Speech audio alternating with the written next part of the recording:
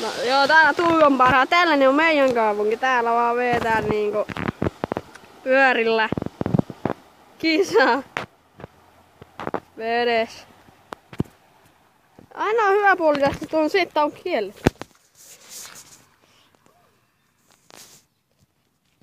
Sitten takas.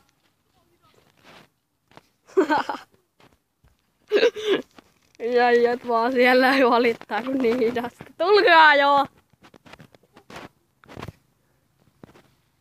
Sori tää paskalo ajatu kun mä kuvain puhelimella. Mutta joo, nyt pitäisi olla taas aktiivisemmin. Mitä?